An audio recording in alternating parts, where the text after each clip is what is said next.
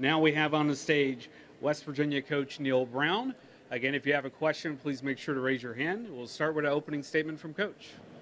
Well, first of all, thank you to Michael, who's the best mascot in college football, and to Alex and Haley for helping him there. And so appreciate them being here. Good afternoon.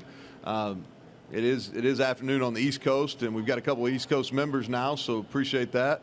Glad to be here. And I'll say this at the front, appreciate what you all do as far as covering college football and making it one of the top really sports in that's out there. So I appreciate that.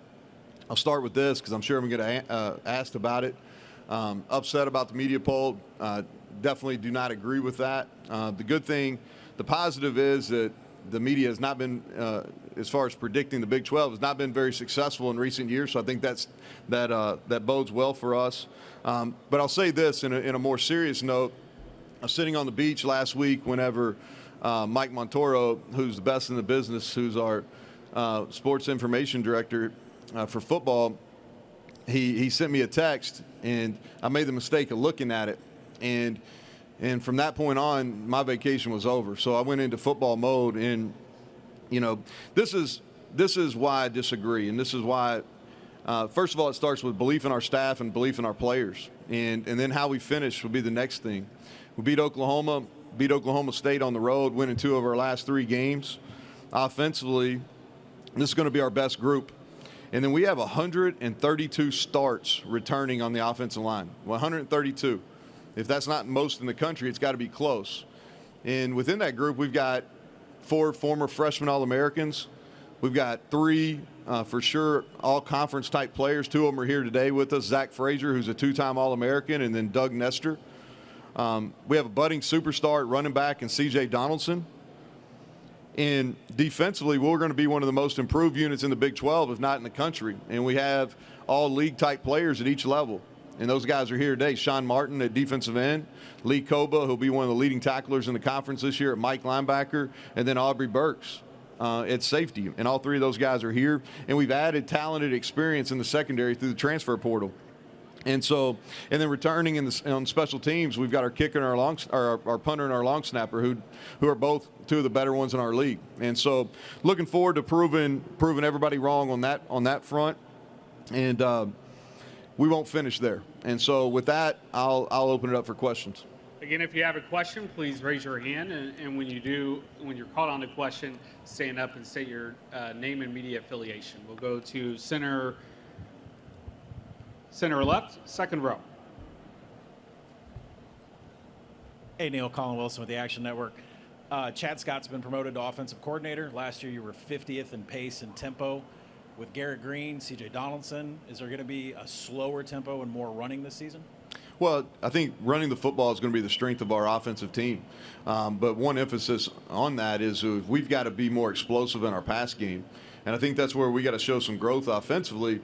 Is we ran the football at times very successfully last year. What we didn't do as good a job of is taking advantage of that run game with some explosive pass plays. And so as far as tempo is, we want to be able to present ourselves playing fast all the time.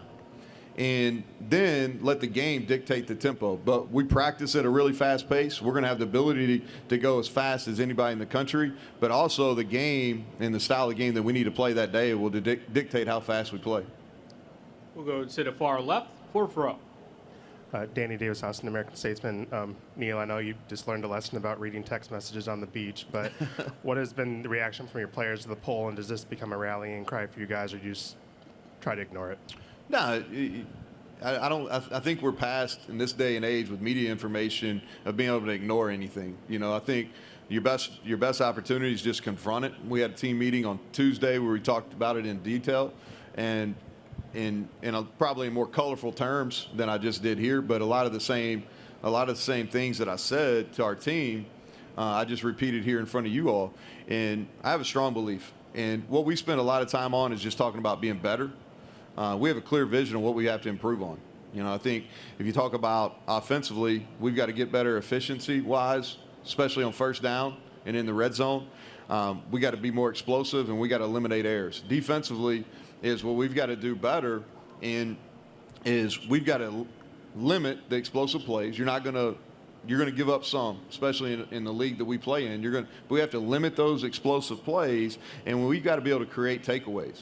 That was the explosive plays and the lack of takeaways last year were the biggest negative effect on us defensively. And so we've been focused on ourselves, getting ourselves better. This is something that's going to increase the size of the chip. The chip was already there on the shoulder. It just increases the size.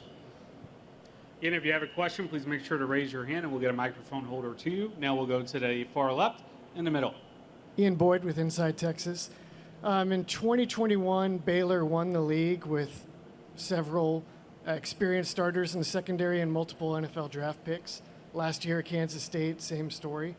Do you believe that that's a necessary prerequisite for winning the league now? And how do you feel about West Virginia's secondary coming into the season? Well, I think each year's different, right? And I think being fortunate enough to be in this league, this is going to be my 9th season, either as a coordinator or as a head coach in this league, and to see the evolution. And, one of those is this used to be you just outscore everybody and you win, right? Well, I think it's changed. The level of defensive coaching, the level of defensive players, the emphasis on special teams has definitely changed. And as that has changed, the style of football has changed. You got to be able to defend the pass. If you go back and look at us, we played really good defense for 3 years. In 2020, we played great defense, but we played really good defense. And what we did a good job of is we gave up some completions, but we kept the ball in front of us. We were able to tackle, and we didn't give up the home run shots. And so I think when you look back to whether it was Baylor or Kansas State, what they did a really good job of is limiting those deep pass plays. And their secondaries both tackled it at a high level. And so one of the things after you reflect back is we knew we needed to get some veterans. So we went out and added Montre Miller from Kent State, who started double-digit games at corner, was an all-MAC player. We added Anthony Wilson, who's started over 30 games, was a 3-time All-Sunbelt player at Georgia Southern. We added Beanie Bishop, who played at 2 previous institutions with double-digit starts. And so the question you're asking is, do you have to play at a high level in the secondary to win this league? Yes. Do you have to have multiple draft picks? I'm not sure.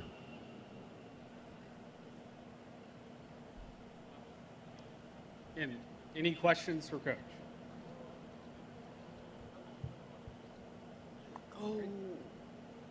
Thank you, Coach. No problem. Thank you all.